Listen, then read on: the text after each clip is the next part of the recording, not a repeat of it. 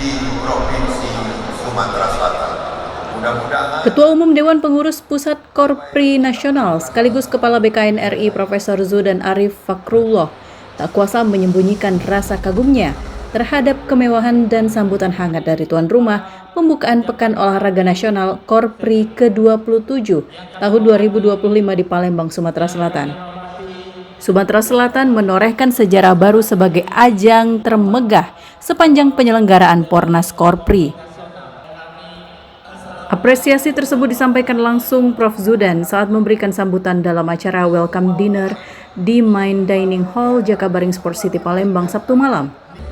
Welcome Dinner ini berlangsung megah diikuti oleh ribuan kontingen, pejabat kementerian dan tamu undangan dari berbagai daerah di Indonesia. Prof. Zudan menegaskan bahwa dirinya sudah 4 kali memimpin penyelenggaraan Pornas edisi Palembang Sumatera Selatan paling spektakuler. Dirinya mengajak seluruh peserta untuk dapat menikmati momen ini sebagai sebuah sejarah yang penting dalam perjalanan Pornas Korpri. kehadiran Bapak Ibu sekalian, para atlet khususnya, bukan hanya menyemarakkan kota Palembang dan Sumatera Selatan pada umumnya, tapi berikan warna tersendiri di dalam geliat ekonomi yang ada di tempat kami.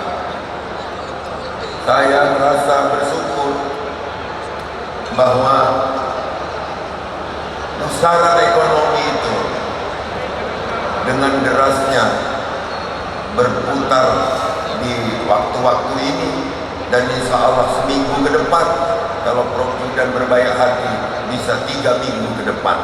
Kemudian 2019 di Bangka Belitung, 2023 di Jawa Tengah dengan Pak Ganjar, dan malam hari ini yang terbesar, termegah, termewah ada di Palembang. Dalam catatan kita, tampaknya adik-adik yang muda-muda ini, para atlet, tolong dinikmati dulu, karena kesempatan nggak akan terulang. Semua momen, semua kegiatan, semua keindahan, nikmati sebaik-baiknya. Gubernur Sumatera Selatan Herman Deru menyebutkan dalam mendukung suksesnya Pornas Korpri ke-27 tahun 2025 kali ini, Pemprov Sumsel telah menyiapkan secara matang untuk menjamin kenyamanan atlet.